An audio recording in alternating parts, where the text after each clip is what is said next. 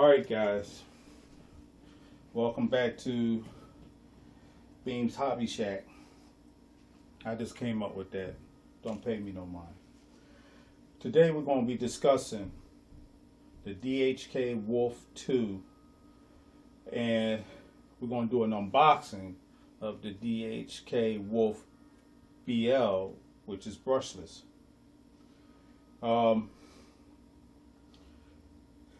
This I got somewhere around Christmas of 2015. At the time, it cost $99. Now, I tend to be, I wouldn't say compulsive buyer, but I'm close to it. I'm going to admit that. But I wanted it, and I knew the price was going to go up. It went up by $20. So I got it while the going was good, and I had a coupon code for it too. So I actually got it for less. But what we're going to do is examine the difference between the brush version and the brushless version. And just so you know, this is no longer a brush version. It is now brushless. It's been updated. Everything is similar to the brushless version, except for the body, the shock caps, you know, the ESC and the motor. Certain things, but it's been converted. We're going to try to find out if there's anything different besides this one and that one. But what's the obvious? This came today. This right here is the version, brushless version.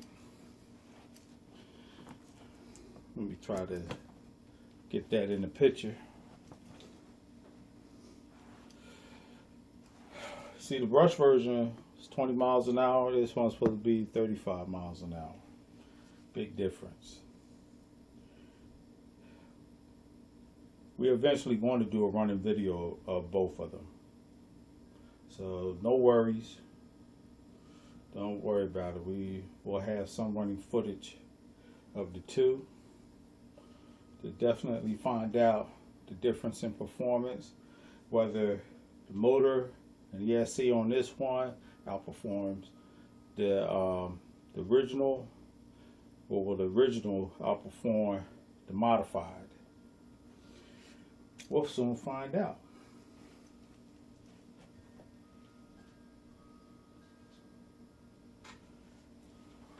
This is the controller that came with that version.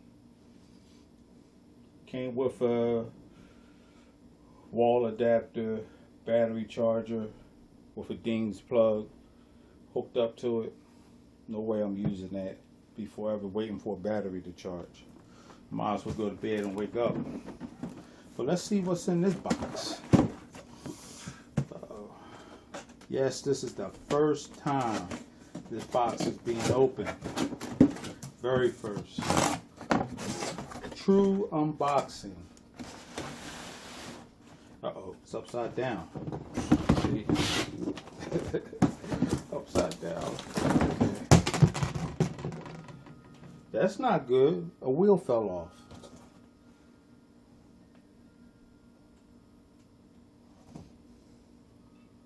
That means it's possibly missing.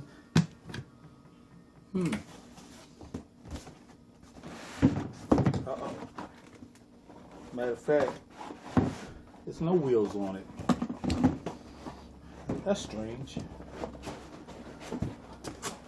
I'm going to say that's strange because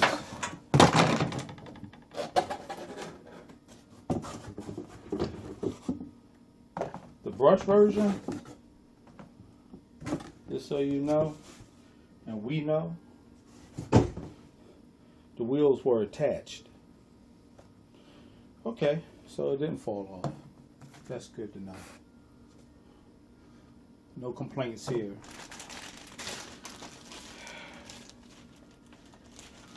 Alright, look like I got an antenna tube.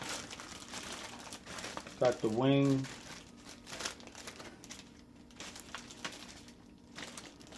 Got a, look like a tire wrench or something. Yeah, for the wheels.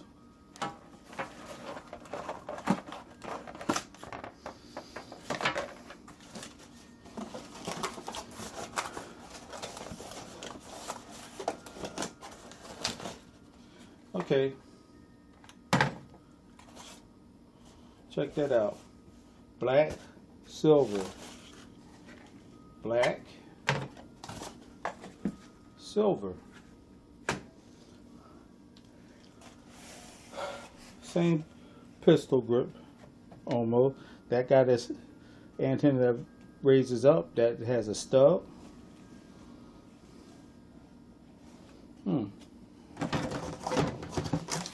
Interesting.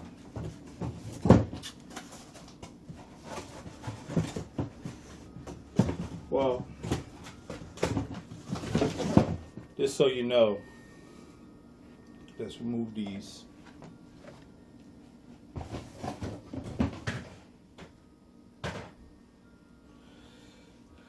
All right.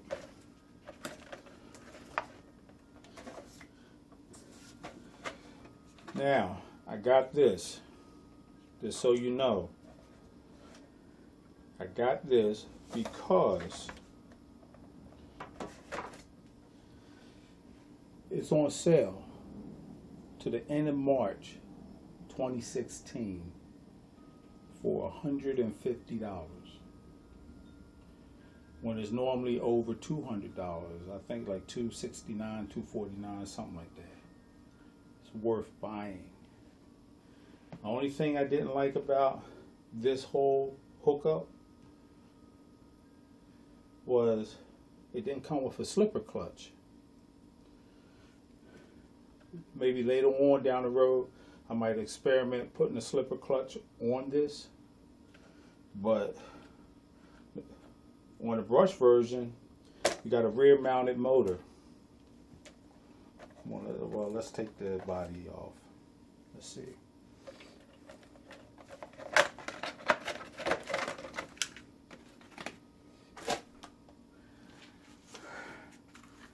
Here, you got a mid-mounted motor.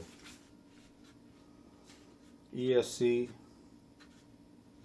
45 amp ESC, 3970 kV motor.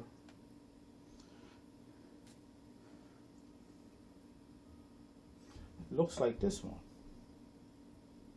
Let's take the body off of this. Now, of course, when you modify something, not everything fits the same way.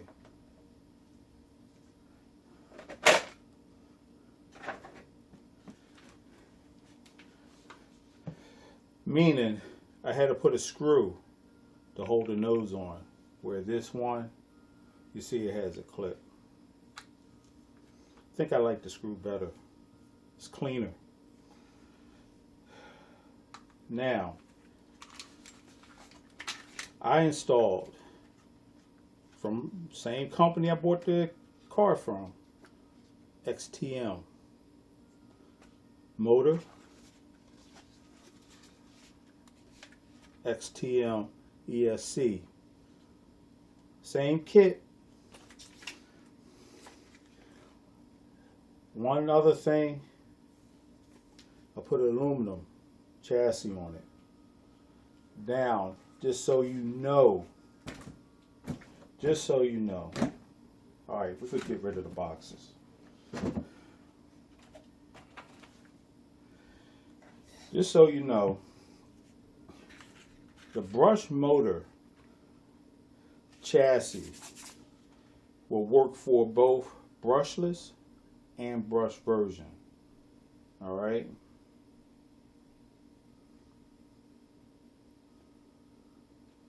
This is weird looking. I guess it'll work though.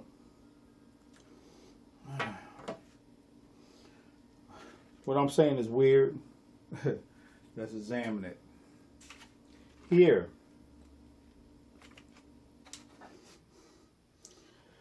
my nose comes to the front, it's flush. When I put the body on, it looks even.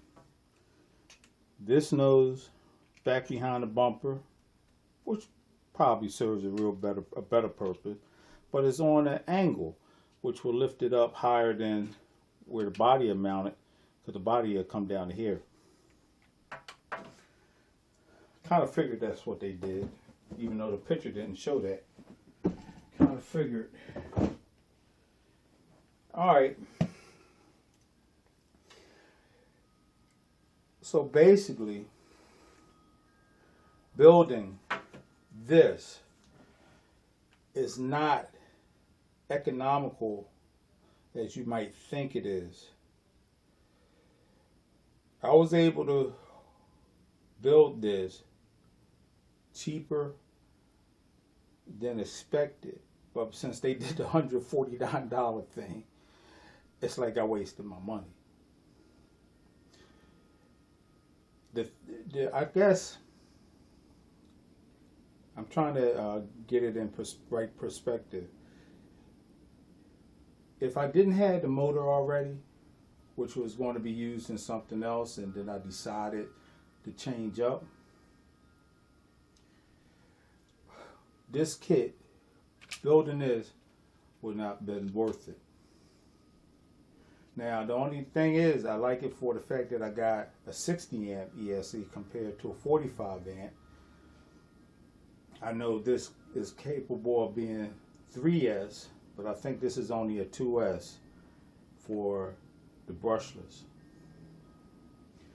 Not knowing that the switch gets mounted here, I did mount my switch in the same place. Now, both of these supposed to be water resistant, which is good. That's actually a good thing. Now, what I gotta say is, building this was an experience, a lot of knowledge, because I'm still an amateur, but I've done a lot of little 18 scales to understand what goes into these. I've been to a couple clubs, talked to a few people to understand, to get some more knowledge on handling, setting up camper, and looking at different things that they struggle with that I see I'll probably be struggling with the same things. A lot of good experience. But besides trying to get the right component, I think the other hurdle was finding screws. Now, I had to, if you was going to order parts for the buggy, I'm going to tell you, first do Asian teas before you go to hobby people. And not to criticize my people here in the U.S., but Asian teas, cheaper, saves money. Believe it or not, if it wasn't for the fact there's only a couple components here that it's not cost effective, because I'm gonna say you could go ahead and convert your brush to brushless. I say do it, but only as the parts break, because the weak link between this one and that one is going to be in the diffs. They use better material in the brushless version diffs.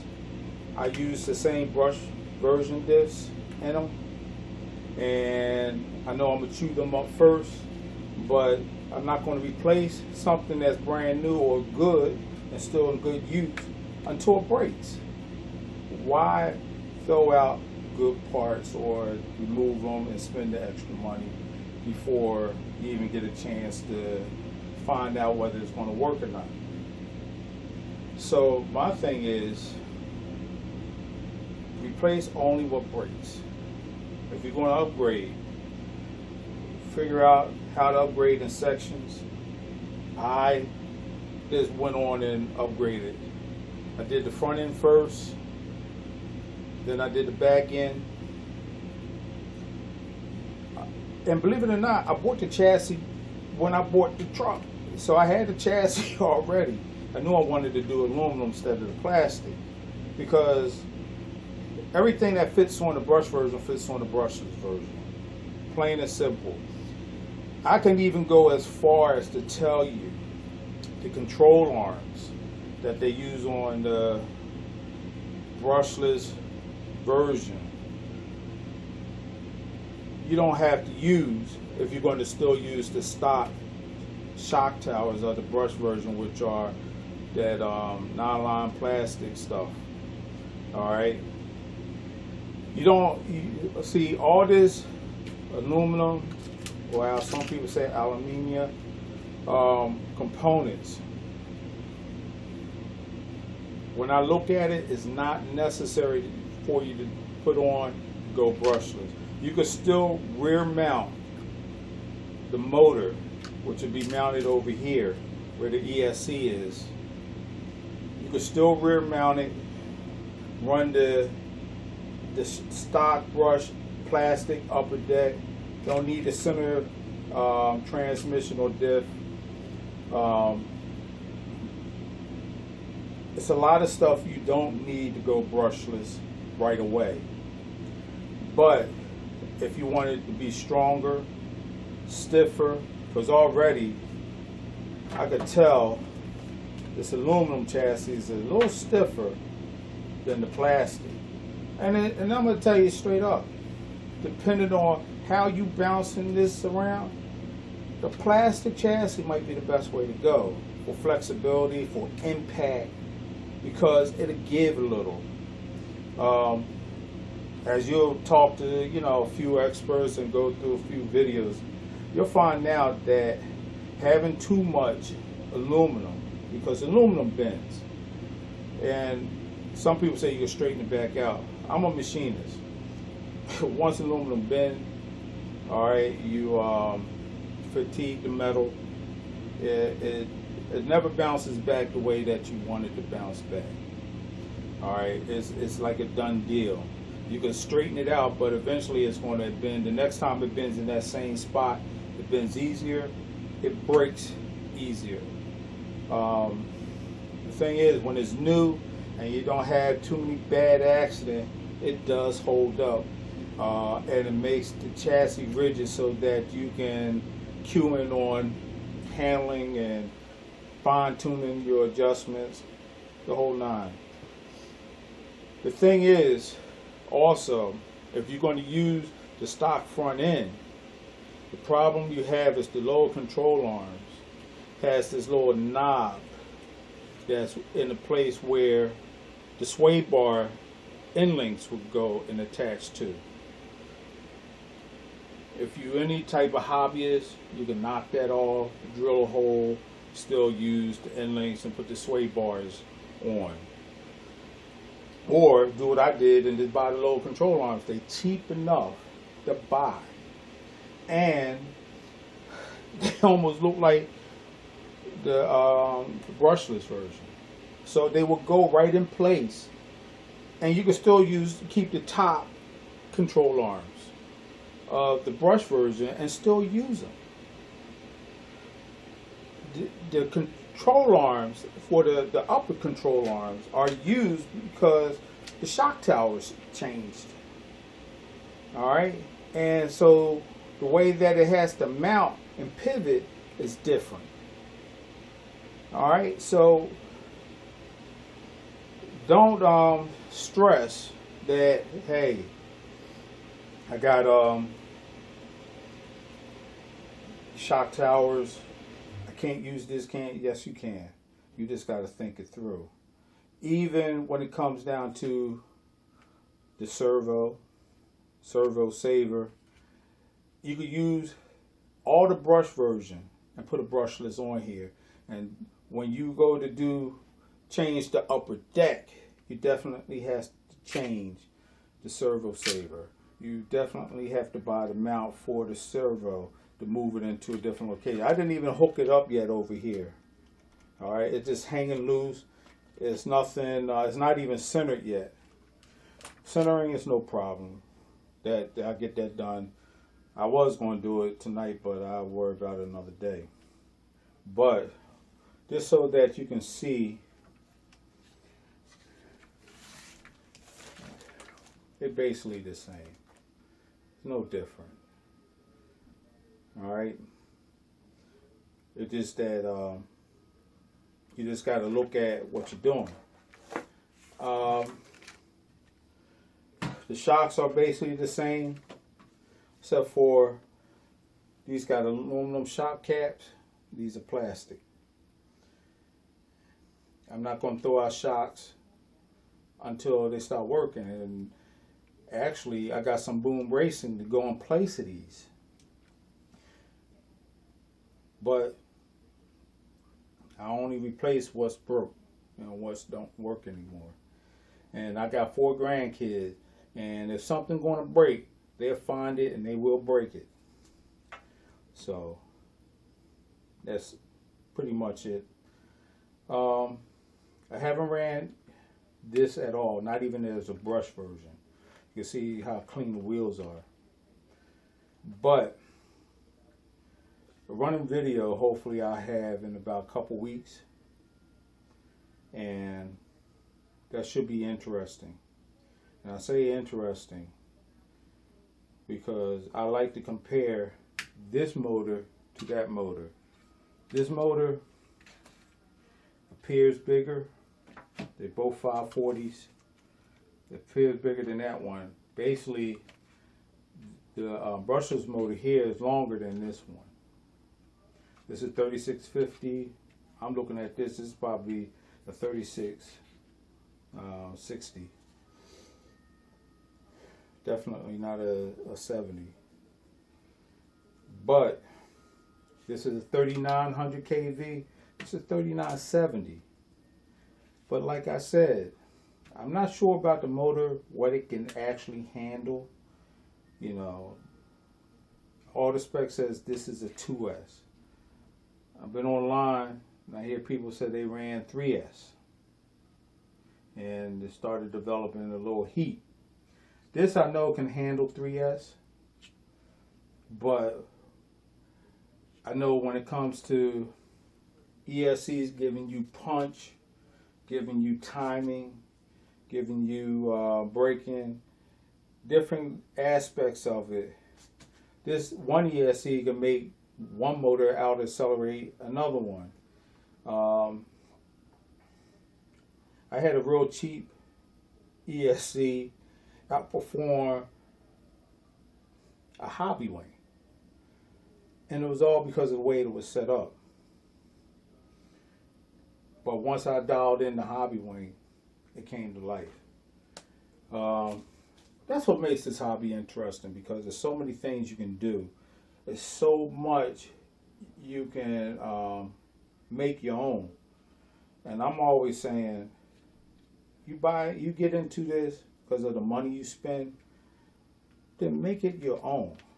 Make it what you want it to be. You're not satisfied with it, before you tear the component up, pull it out, put it on eBay, sell it, recapture some of your money back, if not all, and get what you want. Put into it what you want. Like I said, to me, it's going to be interesting. It's going to be interesting seeing, just seeing how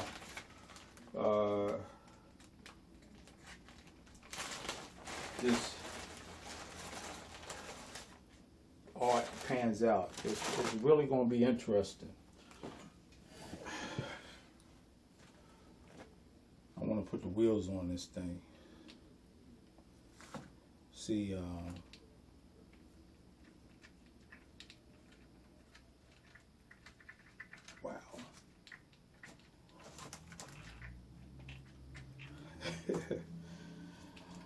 They put the lock nuts on here real good.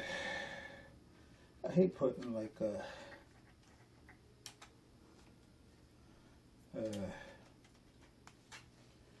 something, a wrench or whatever. Where do I got one at? That's easy and accessible. It's not here. Oh well. Well, see, I can understand putting a capacitor up here.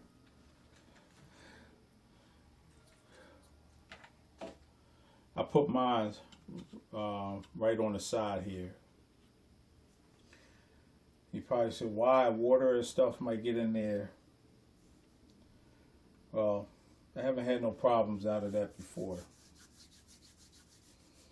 But we'll see. If I get it that deep in the water, then I might as well go ahead and submerge it. Now, what I really wanted to find out,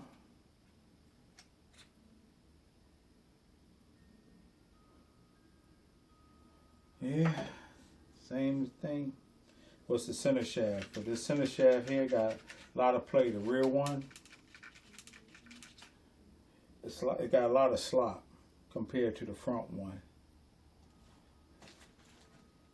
Now when I'm looking, and I know it's probably hard to see but when I look at this center shaft, this look like it's angled that way, this one look like it's angled that way on this chassis. But it's funny because on the aluminum chassis, it's straight. So that might be another good reason why to get aluminum chassis. Because when I look at the center drive shafts here, on this one that I upgraded, they are straight, they level.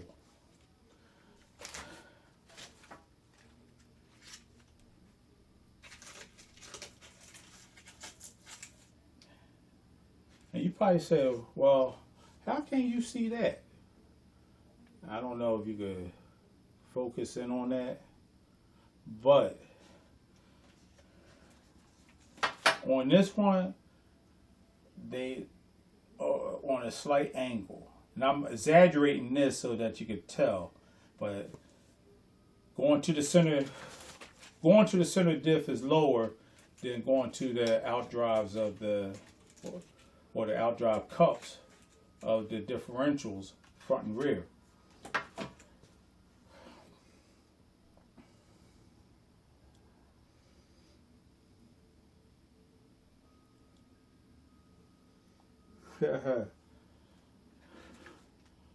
Unbelievable. All right, listen up, guys,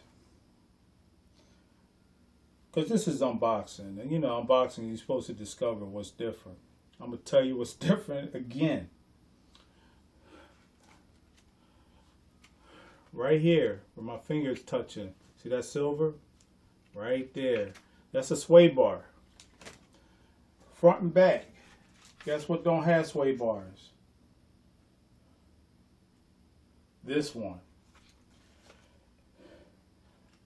There's supposed to be adjustment screws here that hit these tabs right here that kind of keep this from slamming into the chassis, either breaking the control arm or damaging the chassis, or you know, coming down too much when you're trying to level it out, and you know, and all that other good stuff.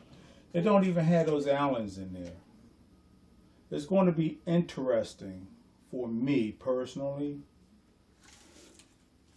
to see exactly what components are a little different.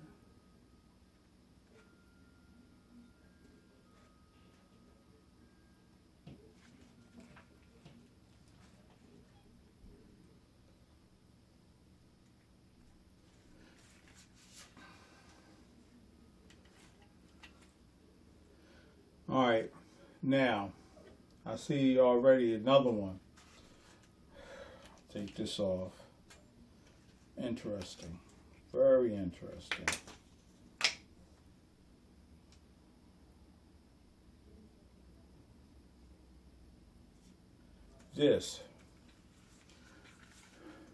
This component here, along with this component. Well, not really this component, I'm sorry. This component. This is different. I do not have this. This is not even in the catalog. All right, for this version. This is not even on their website.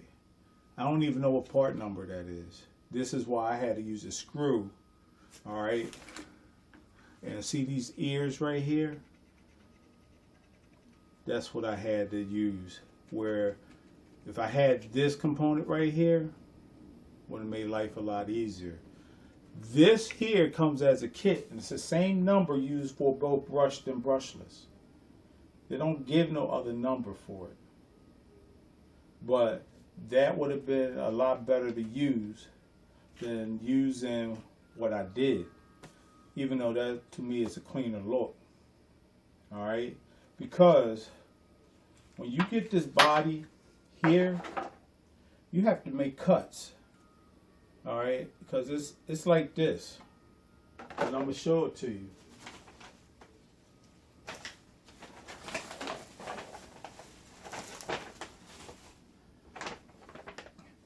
This is a replacement body.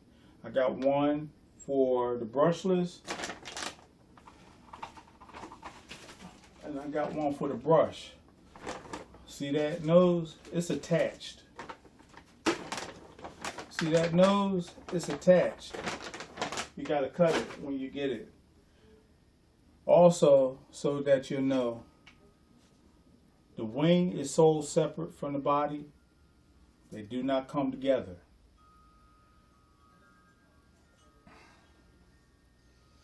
I'm still looking over this to see what else is different. We said it don't come with sway bars. It don't come with this center post for the nose. Well, this one does, but I can't find it on the catalog. The plastic chassis, guess from the design of it, causes the center diffs to come in at an angle. If it had bearings like a CV,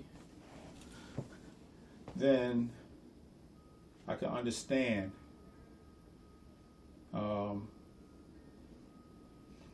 it being at an angle, because that gets the bearings inside the CVs to turn.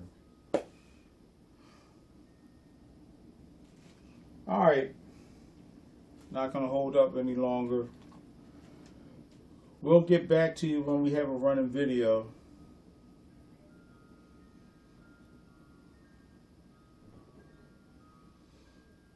It's going to be interesting to see all this work and see which one runs the best.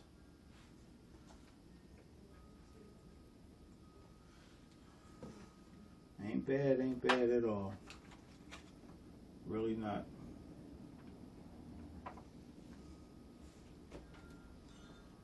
And they ran their wires underneath.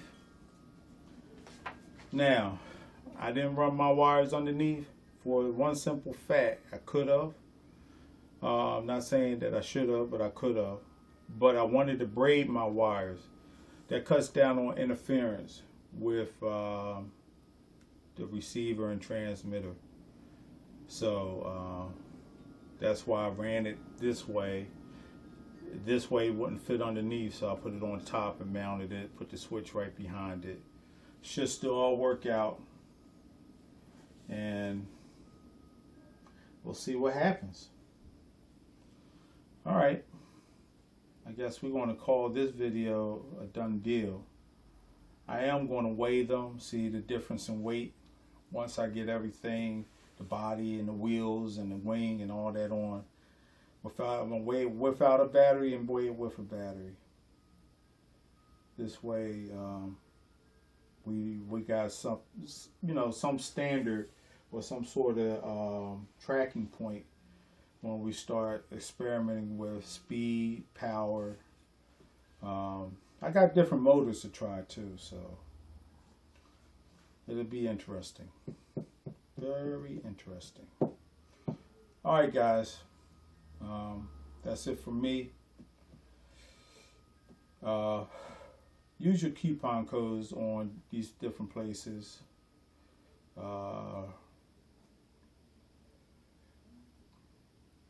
Make sure that you try to get the best deal. Don't always be in a rush. Enjoy what you have and go from there. Right now, take advantage of that hobby people deal. Please do. All right. Later.